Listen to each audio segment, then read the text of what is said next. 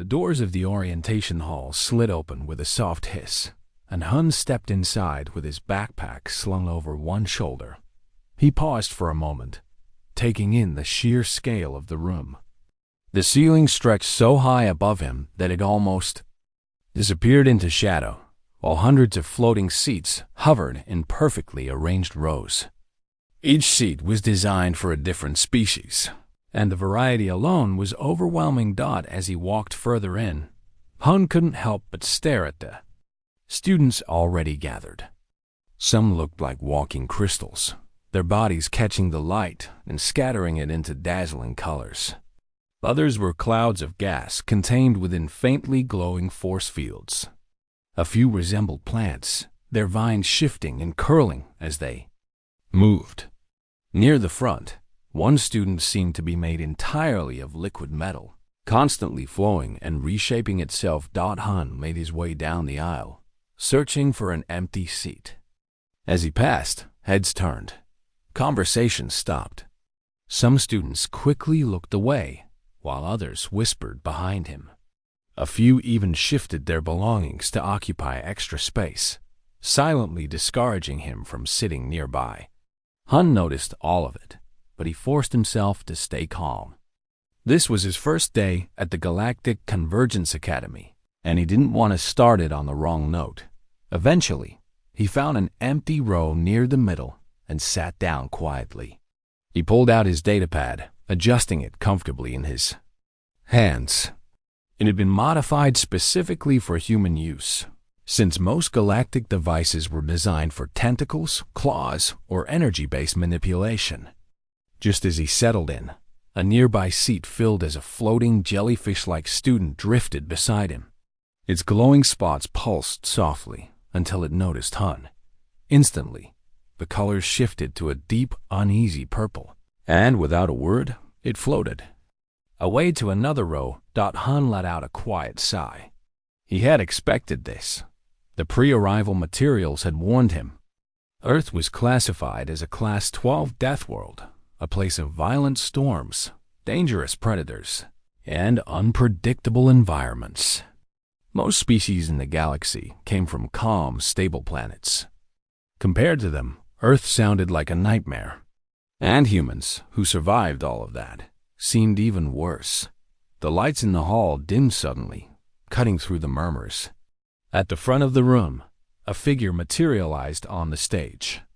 Professor Veltrix appeared as a being of translucent purple crystal, her form refracting light into shifting rainbow patterns across the floor. When she spoke, her voice echoed smoothly from all directions at once. "Welcome, students, to Advanced Survival Practicum," she announced. A holographic display appeared above her, showing a series of planets. Some were covered in storms, others in endless deserts or frozen wastelands. One displayed a dense jungle, where even the plants seemed alive and watching. The images alone made several students visibly uneasy. "In this course," she continued, "you will be trained to survive in hostile environments. You will face physical and mental challenges designed to test your limits. Some of you may find this course too demanding. There is no shame in withdrawing." Hun leaned forward slightly, interest sparking in his eyes. To him, this didn't sound frightening. It sounded familiar. Back on Earth, he had spent years camping with his family. His father had taught him how to build shelters and navigate the wilderness, while his mother had shown him which plants were safe to eat and how to find clean water. Around him, however, the reaction was very different. A small blue-furred creature trembled in its seat, while another student composed of thousands of tiny flying insects buzzed loudly in visible distress. The tension in the room was growing with every second. "Your main assignment," Professor Veltrix continued, "will be a survival simulation. You will spend 72 hours in a controlled environment modeled after a Class 5 world. You will have limited supplies. You must find food, water, and shelter. You must survive." A collective gasp spread across the hall. Several students immediately stood up and hurried toward the exits, their bodies flashing with alarm. Panic rippled through the room as whispers turned into anxious chatter. Hun, however, remained calm. A Class 5 world didn't sound dangerous at all. According to the classification system, it was only mildly unstable, nothing compared to Earth. While others saw a deadly challenge, he saw something closer to a simple outdoor trip. Professor Veltrix's crystalline form dimmed slightly, as if sensing the fear in the room. "I understand your concern," she said gently. "This is why our medical teams will be on standby. Emergency extraction is available at any time. We have never lost a student in this course." That reassurance calmed a few students, though many still looked deeply uneasy. The professor continued, "You will prepare in groups, train together, support one another. The simulation will take place in 6 weeks. Use this time wisely." As the presentation ended, the lights brightened again. Students began gathering into groups, talking quietly and forming early alliances. Hun stood up, hopeful, and approached a nearby cluster with a friendly smile. "Hi," he said. "I'm Hun. Would you like to study together?" The reaction was immediate. The group froze. One of them, a creature resembling a floating brain inside a glass container, actually cracked its casing slightly in shock. Without a word, they all backed away and left. Hun tried again with another group, but the result was the same. Polite excuses, avoidance, distance. After several attempts, he stopped trying. Quietly, he turned and headed back toward his dorm, alone. Hun walked through the quiet corridors of the academy, his footsteps echoing softly against the polished floors. Large observation windows lined the walls, revealing the vastness of space outside. The station orbited a neutron star, and streams of glowing energy stretched across the darkness in brilliant colors. It was a breathtaking view, but tonight Han barely noticed it. His dorm room was small but comfortable. The bed had been specially designed to fit human anatomy, which was rare among galactic species. Most didn't sleep lying down at all, and some didn't sleep in the traditional sense. Hun dropped his bag beside the bed and sat down, letting out a slow breath before pulling out his datapad. He began reading more about Class 5 worlds. The information was straightforward. Temperatures could shift between 10 and 35 degrees Celsius. Gravity would be slightly higher than the galactic standard, though still manageable. The wildlife consisted mainly of large herbivores, with no significant predators. Water sources existed, but needed to be located and purified. Han couldn't help but chuckle under his breath. Compared to Earth, this sounded almost relaxing.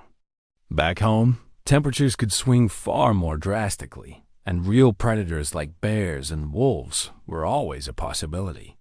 Even the gravity here felt lighter than what he was used to. To him, this simulation felt less like a test and more like a familiar routine. Still, the fear he had seen in the other students lingered in his mind. They weren't weak, he reminded himself. They were simply adapted to safer worlds, environments where survival didn't require constant awareness or physical endurance. Hun leaned back slightly, staring at the ceiling. "I'll just do my best," he murmured to himself. "Maybe then they'll understand." Over the next few days, Hun settled into academy life. He attended his classes regularly, always polite and attentive. In the cafeteria, he sat alone at a corner table, eating quietly while other students kept their distance. Occasionally, he would notice them whispering or glancing in his direction. Their curiosity mixed with unease. In the library, he studied survival techniques outlined in the course material. Most of it felt basic to him, almost like reviewing things he had learned as a child. Still, he took careful notes. If nothing else, he wanted to respect the course and prove that he belonged. Here, everywhere he went, he noticed the same pattern. Students from the survival practicum were forming tight groups. Some trained together in the gym, adjusting to higher gravity settings. Others practiced in protective suits, learning emergency procedures and coordination. One group even wore matching uniforms, moving with disciplined precision as if preparing for a mission. Han watched them from a distance, but never approached again. A small part of him felt the weight of isolation, a quiet loneliness that settled in during the long hours between classes. But a larger part of him understood their behavior. Fear made people cautious. It made them build walls. He couldn't force them to trust him. He would have to earn it. So, instead of joining groups, Han focused on his own preparation. He spent time in the academy's recreation level, where artificial environments simulated natural terrain. There, he moved through dense forests, practicing navigation and adjusting to the slightly different gravity. He ran along uneven paths, climbed over obstacles, and tested the ground beneath his feet. He practiced building shelters using branches and leaves, refining techniques he already knew. He reviewed the database of edible plants, memorizing details even though much of it felt familiar. Occasionally, other students would pass by and stop to watch him. They observed in silence as he moved effortlessly through the terrain, barely showing signs of fatigue. Some stared in disbelief as he handled thorny plants with bare hands, his skin barely affected. To them, it wasn't just skill, it was something unnatural. One day, while practicing deeper in the simulated forest, Han decided to work on fire starting. He gathered dry moss and small twigs, then used 2 sticks to create friction. It took a few minutes, but soon a faint spark appeared. Carefully, he nurtured it, feeding it until a small flame flickered to life. He didn't realize he had an audience until he looked up. At least 20 students stood at a distance, watching him. Their expressions ranged from fascination to outright fear. One of them whispered something, clearly shocked by what they had just seen. Did he just make fire manually? Han gave a small, awkward wave, unsure how to respond. The reaction was immediate. The entire group scattered, retreating as if they had witnessed something dangerous. He lowered his hand slowly, a faint smile tugging at his lips despite everything. Guess that didn't help, he muttered. As the days passed, the atmosphere around the academy began to shift. The approaching simulation weighed heavily on the students. Medical teams conducted emergency drills, and staff members reviewed extraction procedures repeatedly. The cafeteria introduced high-nutrition meals designed to prepare students physically for the challenge ahead. While others grew more anxious, Han remained steady. He packed a small bag with basic tools, reviewed his knowledge, and made sure everything was ready. His preparation was simple, almost minimal compared to the elaborate strategies of the other students. The night before the simulation, Han lay in bed staring at the ceiling. Sleep didn't come easily, but not because of fear. Instead, he felt a quiet excitement building inside him. It had been a long time since he had been out in a real environment, even a simulated one. He missed the outdoors. The feeling of wind against his skin, the sound of birds in the distance, the rhythm of nature itself. Across the station, other students were also awake, but their thoughts were very different. Many reviewed emergency procedures one last time. Some sent messages to their families, unsure of what the next few days would bring. Fear filled the quiet rooms as they wondered whether they were truly ready. For them, the simulation was a test of survival. For Han, it felt like going home. And, without realizing it, he was about to show the entire academy exactly what that meant. 3 weeks passed after orientation, and the atmosphere at the academy grew heavier with each passing day. Han sat quietly in the survival practicum classroom, surrounded by empty seats. The nearest student kept a noticeable distance, at least 5 rows away. By now, Han had grown used to it. The silence around him no longer surprised him. Though it still felt strange, at the front of the room stood Professor Veltrix, her crystalline form reflecting the soft glow of the display screens. Behind her. Today, however, something about her presence felt different. The vibrant rainbow patterns that usually danced across her body were slower, more subdued, as if even she understood the weight of what was coming. Today, she began, her voice echoing across the room. I will provide the complete details of your final assignment. Your preparation begins now. Please pay close attention. The room fell completely silent. Even the students who constantly emitted soft hums or clicking sounds went still. Every eye turned toward the center as a massive holographic display appeared, revealing a rotating planet. It was covered in dense green forests, vast blue oceans, and jagged mountain ranges. Rivers cut through valleys, creating a landscape that looked both beautiful and intimidating. This, Professor Veltrix explained, is your simulation environment. It is modeled after a real Class 5 world known as Verdania Prime. You will spend 72 hours here. 3 full days and nights. The image zoomed in, revealing the forest floor, thick with vegetation and scattered with small moving creatures. Details became sharper, more real, and with each adjustment, the tension in the room increased. The temperature will range from 10 degrees Celsius at night to 35 during the day. She continued. The gravity will be 1.2 times the galactic standard. There will be herbivores present, some reaching heights of 4 meters. They are not aggressive unless provoked. A student named Jun raised one of his thin, glowing arms. His skin pulsed nervously with shifting colors. Professor, how large exactly? Approximately 4 meters tall, Veltrix replied calmly. That answer didn't reassure him. His glow shifted to an uneasy green, and similar reactions spread throughout the room. The professor continued listing the conditions: limited starting supplies, the need to locate and purify water, the requirement to build shelter before nightfall, and the challenge of navigating without advanced technology. With each detail, the anxiety became more visible. One student's tentacles drooped so low they brushed against the floor. Another began producing a high-pitched sound that clearly indicated distress. The room, once filled with quiet anticipation, now felt tense and uncertain. Hun, meanwhile, sat taking notes on his datapad, though most of his focus drifted elsewhere.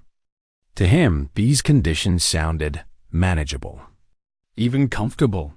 The temperature range was milder than many places on Earth, and the gravity was still lower than what he had grown up with.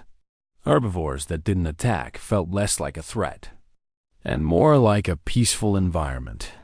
You will be allowed to bring one small pack, Professor Veltrix continued. However, after the first day, you must source your own food and water. You must build your own shelter and maintain your body within safe conditions. A student named Yuna raised several delicate sensory stalks that waved gently in the air. Will we have protective suits? Yes, the professor confirmed. Standard environmental suits will be provided. They will assist with temperature regulation and protect against minor injuries. However, they will not do the work for you. Survival will still depend on your actions. A ripple of relief passed through the room, though it was far from complete. Students immediately began whispering among themselves, discussing strategies and concerns. Hun raised his hand. The room went silent again. Every student turned to look at him. Professor, he asked calmly, are the protective suits required? Professor Veltrix's crystalline body flickered slightly with surprise. They are not required, she said slowly, but they are strongly recommended. Why you ask? Hun shrugged lightly. I prefer to feel the environment directly. It helps me adapt better. The reaction was immediate. Several students made sharp sounds of shock. One even fainted, collapsing from their seat before a medical drone rushed in to assist. The tension in the room spiked instantly. "That is your choice," the professor said carefully. "But I would advise you to reconsider. The simulation is designed to be challenging, even with protection." Hun nodded politely, though he didn't commit to anything.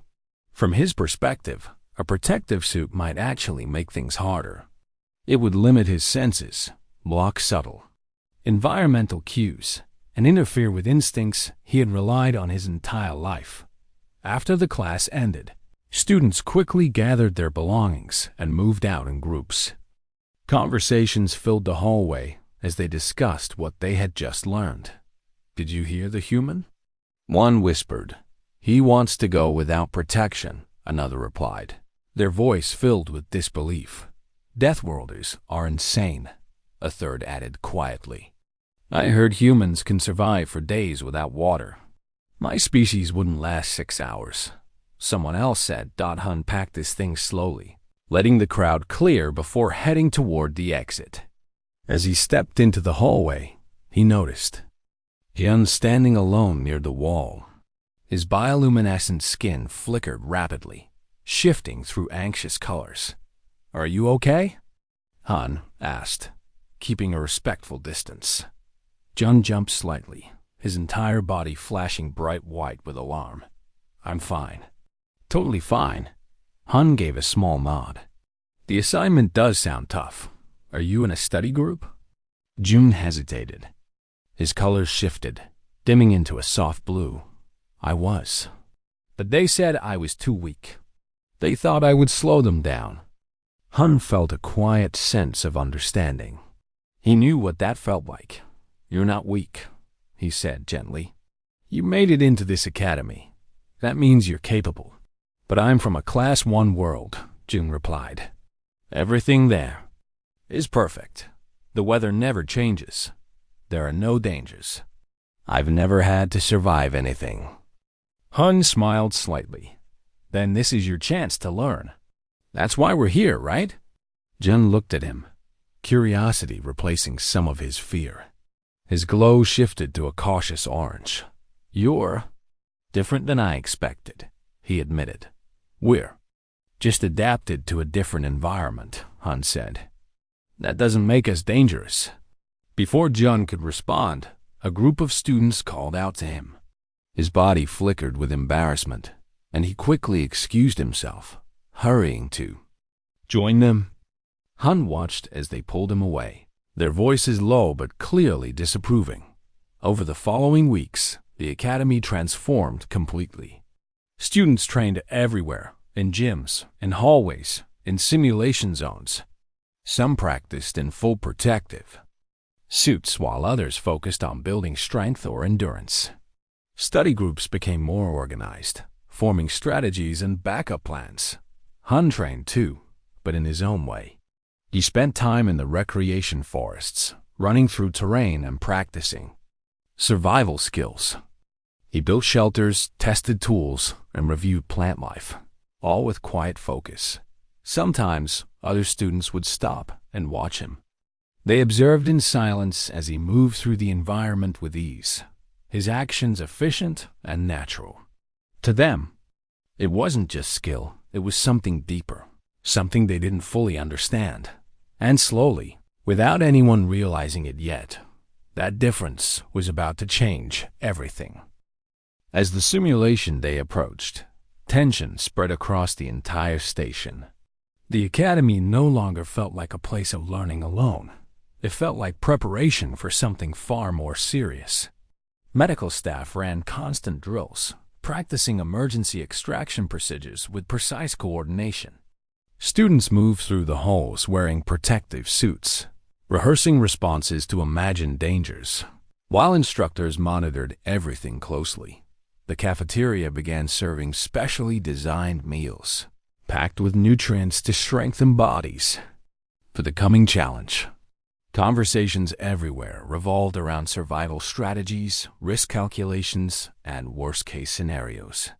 Some students barely ate, their anxiety outweighing their hunger, while others forced themselves to prepare in every possible way. Hun continued his routine with quiet consistency. His preparation was simple compared to the others. He packed a small bag with basic tools, checked his supplies, and reviewed essential skills he already knew by heart. There were no elaborate plans, no complex strategies, just confidence built from experience. The night before the simulation, the station was unusually quiet. In dorm rooms across the academy, students lay awake, unable to sleep. Some stared at their ceilings, others reviewed their datapads one last time, memorizing procedures they hoped they wouldn't need. A few recorded messages for their families, just in case. Hun lay in his bed, staring up as well, but his thoughts were different. He wasn't afraid. If anything, he felt a quiet excitement building inside him. He missed the outdoors, the feeling of fresh air, the unpredictability of nature, the simple rhythm of surviving on his own skills. Eventually, he closed his eyes, ready for what came next. The simulation chamber was enormous, taking up an entire deck of the station. When Hun entered the next morning, he paused briefly, taking it all in. The space was so vast that the far walls were barely visible. Above, the ceiling glowed with artificial sunlight, casting a warm, natural light across the entire environment. The air itself felt real, carrying the faint scent of soil and vegetation. Students gathered near the entrance in small, tightly formed groups. Most wore heavy protective suits that covered them completely. The suits were equipped with temperature controls, impact padding, and medical monitoring systems. Some students had added even more equipment: filters, emergency lights, backup power units, anything that could increase their chances of survival. Hun stood apart from them, as usual. He wore simple clothing, a t-shirt, cargo pants, and sturdy hiking boots. His small backpack contained only the essentials: a water bottle, rope, a knife, a basic first aid kit, and a fire starter. That was all he needed. At the front, Professor Veltrix stood elevated so everyone could see her clearly. Around the chamber, medical staff in white uniforms stood ready, while extraction drones hovered silently above, waiting for any sign of trouble. Students. Her voice echoed through the chamber, calm but firm. In a moment, you will enter the simulation. Remember your training. Stay calm, work methodically, support each other where possible. She paused, her crystalline form pulsing softly. And, most importantly, do not hesitate to activate your emergency beacon if necessary. There is no shame in extraction. Your safety is our priority. Near Hun, one student trembled so violently that their suit rattled audibly. Another leaned over, a disposal unit, unable to control their nausea. Even Minho, the energy-based student who had trained intensely, flickered weakly, his form unstable before the simulation had even begun. Professor Veltrix gestured toward the entrance. You may begin. Your 72 hours start now. 4. A moment, no one moved. Then, slowly, the groups began stepping forward. Some held onto each other tightly, drawing strength from their teammates. Others whispered encouragement, trying to push down their fear as they crossed into the unknown. Hun walked forward alone, his pace steady and unhurried. As he passed through the entrance, the environment shifted instantly. The air became more humid, carrying the scent of water and greenery. He could hear birds in the distance, their calls echoing softly through the trees. Leaves rustled gently in a warm breeze. A faint smile appeared on his face. This felt right. The entrance opened into a wide forest clearing, surrounded by tall trees on all sides. Sunlight filtered through the canopy above, casting golden patterns across the ground. The forest floor was covered in moss and fallen leaves, and somewhere nearby, the sound of running water could be heard. Students quickly spread out, each group claiming a section of the clearing. Some immediately began unpacking their supplies, while others stared at their datapads, trying to match their surroundings to what they had studied. Hun took a deep breath, letting the fresh air fill his lungs. Then, without hesitation, he started walking toward the sound of water. A reliable water source was the first priority. Once that was secured, everything else would follow. Behind him, a loud crash broke the calm. Hun turned to see Jun lying on the ground. The small alien had tripped over a root, and his bioluminescent skin flashed erratically with pain and embarrassment. His group members struggled to help him up, their movements awkward under the increased gravity. Hun watched for a moment, considering whether to step in. But he remembered their reactions from before, the fear, the distance. He didn't want to make things worse. Quietly, he turned back and continued toward the stream. Meanwhile, far above the simulation chamber, the monitoring room was alive with activity. Dozens of screens displayed live feeds from every angle, tracking each student's movements and vital signs. Technicians watched closely, analyzing data in real time. Student 47 is showing elevated stress levels. One reported, Student 82's body temperature is dropping too quickly. Another added, warnings began appearing across multiple screens, small indicators of growing problems. The simulation had only just begun, and already many students were struggling. Professor Veltrix observed everything carefully, her attention moving from one display to another. Then something unusual caught her eye. "One moment," she said, focusing on a specific screen. "Why is student 01 showing completely normal readings? Check his monitor." The technician quickly reviewed the data. "The monitor is functioning correctly, Professor. The human's vitals are stable. His heart rate is actually slightly lower than his baseline." "Lower?" Veltrix repeated, her crystalline form flickering with confusion. "He should be experiencing stress." "Everyone experiences stress in a new environment." "Perhaps," the technician said cautiously.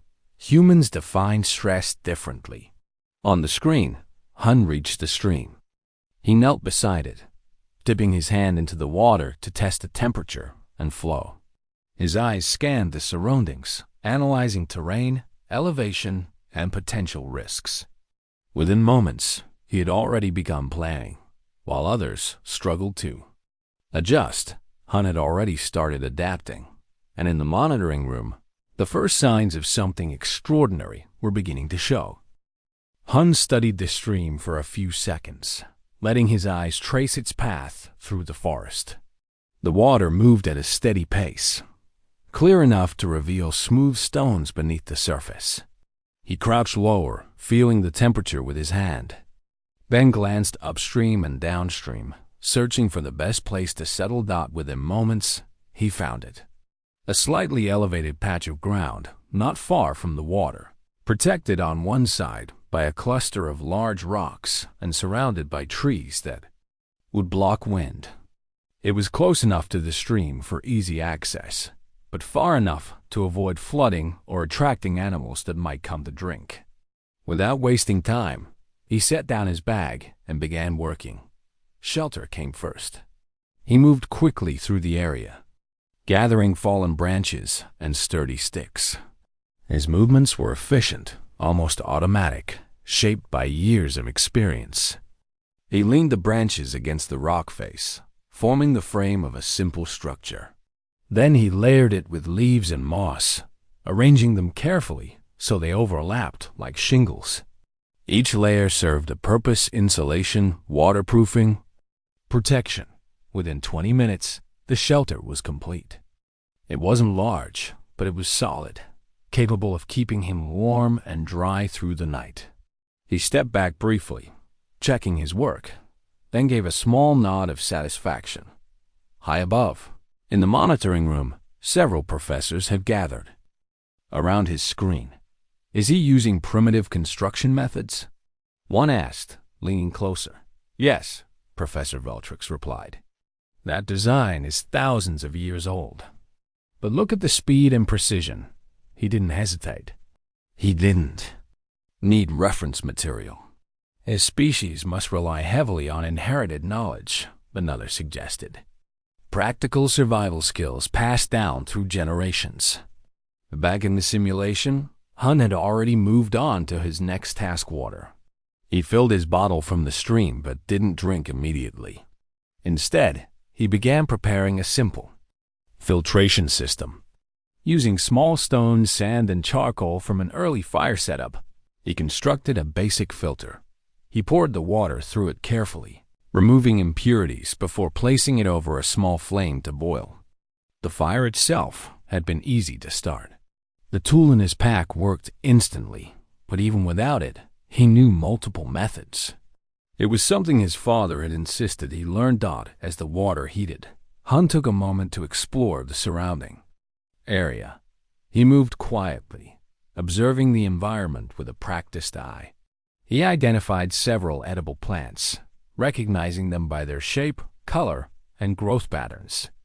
Some had small berries, while others offered roots that could be cooked. He gathered only what he needed, leaving the rest untouched to preserve the area.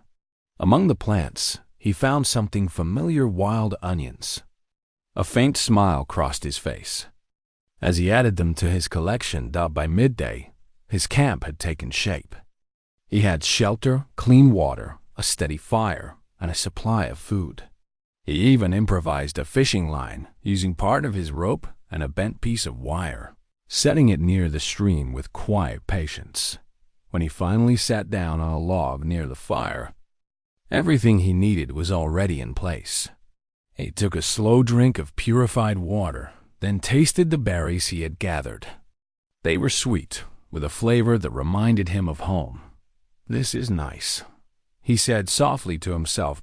In the monitoring room, silence had settled over the observers. Every screen still displayed students, struggling groups, arguing individuals, panicking, some already signaling for extraction. But one screen stood out from all the rest. "How long has it been?" someone asked quietly. 4 hours since the simulation began," a technician replied. "And he's finished?" "It appears so. He has shelter, water, food, fire, and tools. His vital signs show no stress. He's completely stable." Professor Veltrick shifted her focus to the other displays. The contrast was impossible to ignore. Many students hadn't even completed their shelters yet. Some were overwhelmed by the environment itself, unable to make decisions. Others had already activated their emergency beacons. June's group struggled with a prefabricated shelter that had collapsed more than once. Yuna had curled into herself, unable to process the overwhelming sensory input around her. Minho's energy form flickered dangerously, unstable in the open environment despite all his preparation. "Should we begin additional extractions?" a medical officer asked. Veltrix paused, considering the situation carefully. "Not yet," she said. "Give them more time, but monitor them closely." Her attention returned to Hun's screen. He had finished eating and was now weaving something from plant fibers. His hands moved steadily, shaping the material into a small, functional object. "A basket?" one professor guessed. "For storage." Another added. Veltrix watched closely. "I don't think he's doing this for necessity alone," she said quietly. "I think this is normal behavior for his species. They create, they prepare, even when they don't have to. Then, it makes sense," someone murmured. "If this is normal to them, no wonder their world is classified so high." As the artificial sun began to lower in the sky, signaling the approach of evening, Hun added more wood to his fire. The temperature dropped slightly, but he adjusted without effort. He checked his fishing line and managed to catch 2 small fish. Using flat stones heated by the fire, he cooked them carefully. The smell filled the air as he ate, enjoying the simple meal. Across the simulation, the mood was very different. Shadows stretched across the forest floor, and unfamiliar sounds echoed through the trees. Students grew more anxious as darkness approached. Many huddled together, unsure of how to handle the night. But Hun lay down inside his shelter, comfortable and calm. The fire crackled softly nearby, providing warmth and light. Above him, the artificial sky shifted, revealing faint stars. He stared at them for a moment, his thoughts drifting back to Earth. Real forests, real nights, real memories. Then, without fear or hesitation, he closed his eyes and fell asleep. Tomorrow would bring new challenges. But for Hun, survival was already secure. The only question left was what he would choose to do next. Morning came quietly to the simulation. A soft glow spread through the artificial sky as the sun began to rise, casting warm light across the forest. Hun woke naturally, more rested than he had been in days. The sounds of the environment felt familiar and calming. The rustle of leaves, distant bird calls, and the steady flow of the nearby stream. He stepped out of his shelter and stretched, taking a moment to breathe in the fresh air. The fire had burned down to embers overnight, but it didn't take much effort to bring it back. He added a few dry sticks, carefully feeding the flame until it grew steady again. Soon, a gentle warmth spread through the camp. Hun heated some water and ate a simple breakfast from what he had gathered the previous day. Everything felt balanced, controlled. His camp was secure, and his needs were met. For a moment, he allowed himself to relax, enjoying the peaceful rhythm of the morning dot as he sat near the fire. He pulled out his datapad and opened a simulation map. It displayed the positions of other students as small moving dots across the terrain. At first glance, everything seemed normal. But as he looked closer, something caught his attention. Several dots weren't moving at all. Hun frowned slightly and zoomed in on one of them. The position hadn't changed since the previous evening. That wasn't right. Even someone resting would show some movement over time. A still signal for that long suggested something else: injury, exhaustion, or fear. He looked around his camp, at the shelter he had built, and the supplies he had secured. Everything here was stable. Then his gaze returned to the unmoving dot on the map. He sighed quietly. He couldn't ignore it. Gathering a few essentials: water, food, and basic first aid materials, he secured his pack and ensured his fire was safe before leaving. Then he began moving through the forest, following the direction of the signal. The environment was calm, almost beautiful in the morning light. Dew clung to leaves, and small creatures moved through the undergrowth. Hun navigated effortlessly, reading the terrain with practiced ease. He noted the position of the sun, the patterns of moss on tree trunks, and the direction of subtle sounds around him. After about 30 minutes, he heard it: a faint, high-pitched sound, weak, uneven. A cry. He moved toward it carefully and soon found Jun lying beneath a tree. The small alien was curled into himself, his bioluminescent glow barely visible. One of his arms was bent at an unnatural angle, and his protective suit had been torn. He looked fragile, exhausted, and alone. "Jun?" Hun called softly, keeping his voice calm. The alien's eyes opened slowly. The moment he recognized Hun, his body flickered with fear. "Please, don't eat me," he whispered weakly. Hun blinked, caught off guard. "Eat you? I'm not going to eat you," he said gently. "You're hurt. Let me help." Jun's glow flickered uncertainly, but he didn't resist. Hun knelt beside him, moving slowly to avoid startling him further. He offered water first, helping him drink small amounts. Gradually, some color returned to the alien's body. "My arm," Jun murmured. "I see it," Hun replied calmly. "It's injured, but we can handle it. You're not dying." Carefully, he lifted Jun into his arms. The alien was incredibly light, his body built for a world where survival had never required strength or endurance. As Hun stood and began walking, Jun let out a weak sound, But then something changed. He relaxed slightly. "You're warm," June said quietly. "Like a star." Hun smiled faintly as he continued walking. "Normal human body temperature. We generate a lot of heat. That must take a lot of energy," June murmured, his voice fading with exhaustion. "We eat a lot," Hun replied lightly. In the monitoring room, attention suddenly shifted. Alarms had already been active for other students, but now something else drew focus. "Professor, the human is carrying another student," a technician reported. Professor Veltrix turned toward the screen. She watched as Hun moved steadily through the forest, holding Jun carefully, his pace consistent and controlled. "Is he heading for extraction?" she asked. "No," the technician replied. "He's returning to his own camp." Veltrix paused, her crystalline form flickering slightly. "He's prioritizing another student over his own position in the assignment." Back at the camp, Hun gently set Jun down near the fire.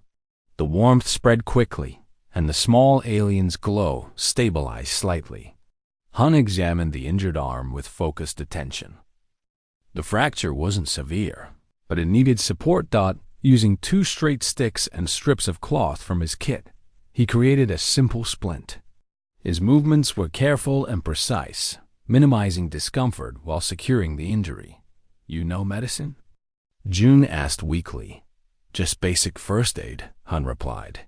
"My mother made sure I learned before I left home."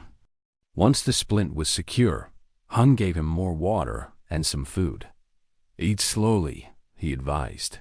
"Your body needs time to recover."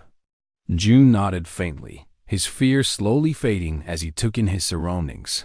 The fire, the shelter, the sense of safety. Han stood and checked his datapad again.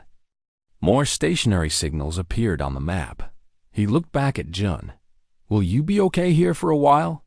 Jun glanced at the fire, then at the shelter. "I'll be okay," he said softly. Hun gave a small nod, then turned and headed back into the forest. He followed another signal and soon found Yuna near a stream. She was curled tightly into herself, her sensory stalks wrapped around her body. A low, continuous sound came from her, indicating distress. The environment had overwhelmed her completely. Hun approached carefully. "Yuna, can you hear me?" One of her stalks shifted slightly. "Too much," she whispered. "Everything. Too much." Hun understood the problem immediately. He needed to reduce the input overwhelming her senses. Using large leaves, he carefully created a cover around her stalks, blocking excess light and sound. Almost instantly, her condition improved. "Better?" he asked. "Yes," she replied weakly, "but I can't move." "I'll carry you," Hun said calmly. "Just rest." Lifting her was harder this time. Her body was heavier, and the terrain required more effort to navigate. But Han adjusted his pace and maintained steady movement, his breathing controlled despite the strain. By the time he returned to camp, sweat had formed along his forehead, but his focus remained unchanged. June watched in quiet amazement as Hun set Yuna down carefully and made sure she was comfortable. "You're helping everyone?" June asked. "Just the ones who need it," Hun replied simply. Throughout the day, he repeated the process. Each time, he located another student in trouble and brought them back. Some were injured, others exhausted, and a few were simply overwhelmed by the environment. He adapted to each situation, using whatever resources he had. By evening, his camp had changed. It was no longer just a survival setup. It had become something else. A place of safety, a place where others could survive. And somewhere beyond the forest, unseen by him, the entire academy had begun to watch. As the second day progressed, Hun's camp transformed into something far greater than a simple survival site. What had begun as a personal shelter was now a small refuge, holding students who would not have lasted much longer on their own. The fire burned steadily at the center, providing warmth and stability, while carefully arranged supplies ensured that everyone had access to water and food. Hun moved between them with quiet focus, checking injuries, adjusting shelters, and making sure each student remained stable. There was no panic in his actions, no hesitation. Everything he did followed a clear pattern: observe, decide, act. It was the same mindset his father had taught him years ago, now guiding him through a completely different world. In the monitoring room, the situation had drawn the attention of nearly every available professor. Screens that once displayed dozens of struggling students were now focused almost entirely on one location. More staff gathered behind the technicians, watching in silence as the human continued his work. He's building a support system, one professor said quietly. Not just surviving, stabilizing others. And he's doing it alone, another added. Professor Veltrix stood at the center, her crystalline form glowing faintly as she observed every detail. No, she said after a moment. He's not alone. He's creating a group. He's turning survival into cooperation. Back in the simulation, Hun had already moved on to his next task. One of the rescued students, Minho, struggled to maintain his energy form. The natural environment interfered with his stability, causing his structure to flicker unpredictably. Without assistance, he wouldn't last long. Hun examined the situation carefully, then began improvising. Using materials gathered from nearby abandoned camps and elements from his own supplies, he constructed a temporary containment setup. It wasn't advanced technology, but it created enough stability to reduce the fluctuations in Minho's form. The change was immediate. Minho's flickering slowed, becoming more consistent. You fixed it, Minho said, his voice faint but steady. Not fixed, Hun replied calmly. Just enough to help for now. Nearby, another student sat recovering from exhaustion, while one more rested under the shelter after being freed from a thorn-covered area. Each of them had been on the edge of failure before reaching this place. Now, they were stable, recovering, and most importantly safe. Jim watched everything closely, his bioluminescent glow shifting through brighter, healthier colors. The fear he once felt had been replaced by something else: understanding. He's not dangerous, John said quietly to the others. He's helping us. He didn't have to, but he did. The others didn't argue. They had seen it themselves. Every action Hun took proved the same thing again and again. As evening approached, Hun gathered more firewood and reinforced the shelter structures. The temperature began to drop, and unfamiliar sounds echoed through the forest. For many students across the simulation, night brought fear.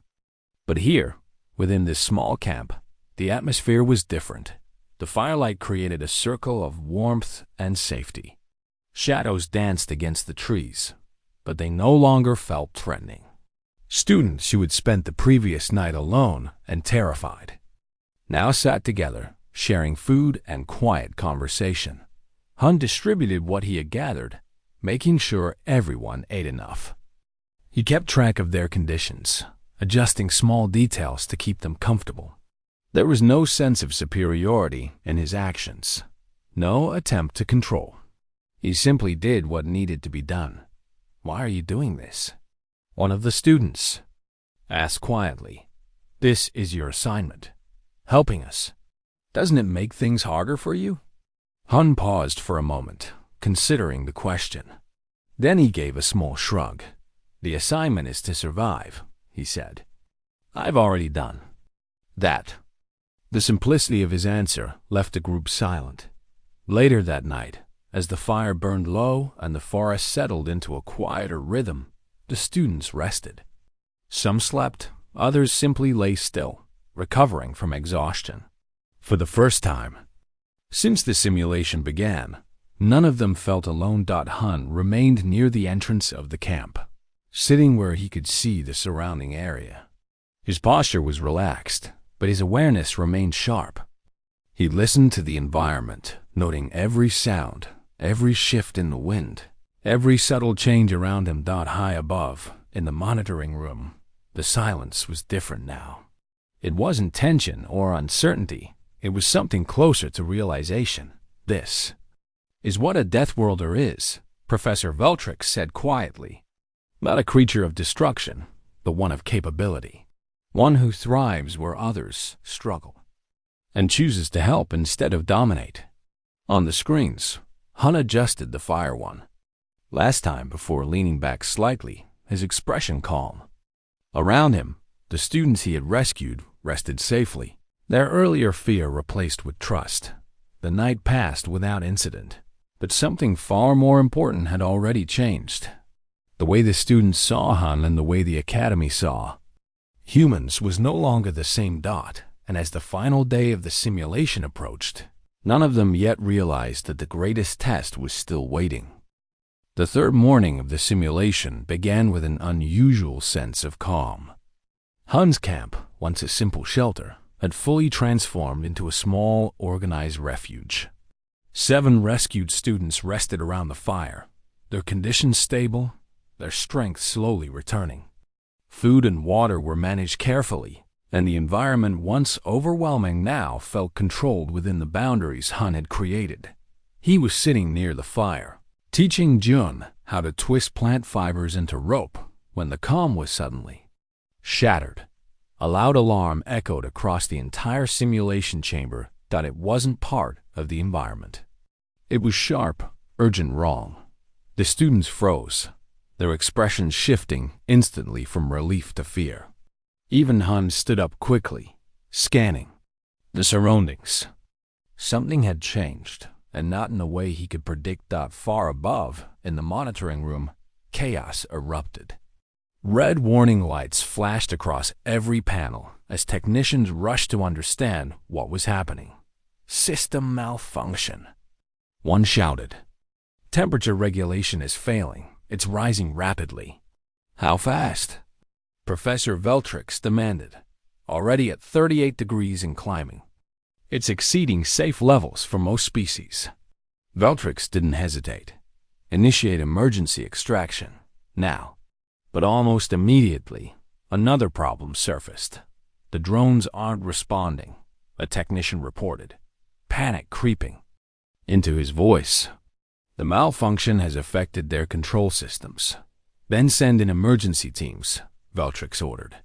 Manual extraction. They're preparing, but it will take at least 10 minutes to enter safely. 10 minutes. Veltrix turned back to the screens, her focus locking onto the simulation below. Across the environment, students were collapsing. Many species simply couldn't handle the sudden increase in temperature. Emergency beacons activated everywhere as panic spread. Then she saw Hun. He was standing in the center of his camp, looking around with sharp focus. The students around him were already showing signs of distress. Jun's glow dimmed. Yuna's stalks drooped, and Minho's form flickered dangerously. He'll activate his beacon, one technician said. He has to. But Han didn't move toward it. Instead, he moved with purpose. He scanned the area quickly, his eyes searching for something specific. Then, suddenly, his expression changed. He had found it. Not far from the camp, partially hidden. By vines was a cave entrance. Hun turned back immediately. Listen to me, he said, his voice calm but firm. We need to move. There's a cave nearby. It'll be cooler inside. Can anyone walk? No one could. June tried to stand but collapsed. Again, Yuna couldn't even attempt it. Minho was barely stable. The others were too weak to move under the rising heat. Han nodded once, already deciding. I'll carry you, one at a time. Stay calm. He lifted Yuna first, the heaviest among them, and began moving quickly toward the cave. The temperature continued to rise, the air growing heavier with each step. Sweat formed instantly, but his pace didn't slow. He had experienced heat like this before. His body knew how to endure it. He reached the cave, placed Yuna inside, and turned back without hesitation. Trip after trip, he moved between the camp and the cave. Each time carrying another student, each time pushing through increasing exhaustion. His breathing grew heavier, his muscles strained, but he didn't stop. In the monitoring room, no one spoke. They watched as the temperature climbed past 40 degrees. Then higher. "That's dangerous, even for humans," someone said quietly. Valtrix didn't look away. "Eventually," she replied. "But not yet." Back in the simulation, Hun completed the final trip, bringing the last student into the cave. The difference in temperature was immediate. Inside, the air was cooler, shielded by thick rock walls, but he still wasn't finished. He went back out again, retrieving supplies, water, food, anything they might need. On his last trip, he carried burning branches from the fire, ensuring they would have light and warmth if needed. By the time he finally entered the cave, the outside temperature had reached extreme levels. He leaned against the wall for a moment, breathing heavily, sweat covering his face. But despite everything, he smiled. "Everyone okay?" he asked. The students nodded weakly. They were exhausted, but stable. "What's happening?" June asked. "Is this part of the simulation?" "I don't think so," Hun replied. "Something went wrong, but we're safe here. We just need to wait." He moved among them, distributing water, adjusting their positions, making sure each one was as comfortable as possible. Once everything was stable, he sat near the cave entrance, watching the outside. "Aren't you scared?" Yuna asked softly. "A little," Hun admitted. "But panic doesn't help. You stay calm, figure things out, and deal with them one step at a time." "You could have left," Minho added weakly. "You could have saved yourself." Hun shook his head slightly. "I was already safe," he said. "But you weren't." The cave fell silent. In that moment, everything changed. In the monitoring room, emergency teams finally entered the chamber. One by one, they began extracting students from across the simulation. When they reached the cave, they found something unexpected. 8 students. All alive, all stable. And in the center of them, the human who had refused to leave until everyone else was safe. The system malfunction was fixed soon after. Temperatures returned to normal, and all students were extracted safely. Medical teams worked quickly, checking each individual for injuries. Hun's group, though exhausted, was unharmed. The next day, the entire class gathered in the auditorium. The atmosphere was completely different from the first day. There was no fear, now only anticipation. Professor Valtrix stood at the front, her crystalline form glowing with emotion. "Yesterday's incident was unprecedented," she began. "It should never have happened, and I take full responsibility." She paused, then continued. "But from that crisis, we witnessed something extraordinary." A holographic display appeared, showing footage from the simulation, Hun building his camp, rescuing students, and carrying them to safety during the heat emergency. "Hun," she said, "please stand." He rose slowly, clearly uncomfortable. "With the attention, you did more than survive," Valtrix continued. "You mastered the environment. But more importantly, you showed compassion. You used your strength to protect others." She looked across the room. This is what true survival means, not just enduring, but helping others endure. The room erupted into applause. Students who had once avoided him now stood, clapping with genuine respect. Jun stepped forward, his glow bright and steady. "I was afraid of you," he admitted. "We all were, but we were wrong. You're not dangerous, you're strong. And you chose to use that strength to help us." One by one, others spoke. Apologies turned into admiration. Fear turned into understanding. After the ceremony, students approached Han, not with hesitation, but with curiosity and respect. Conversations began where silence once existed. "Would you like to have lunch together?" Yuna asked. Han smiled. "I'd like that." In the weeks that followed, everything changed. Han was no longer isolated. He became a central figure at the academy, not because of power, but because of what he represented. The perception of humans began to shift. They were no longer seen as monsters from a deadly world, but as beings shaped by it, resilient, capable, and, when it mattered most, compassionate. Han's story spread throughout the station, becoming something more than just a memory. It became a lesson, a reminder that true strength isn't measured by survival alone, but by what you choose to do when others cannot survive without you.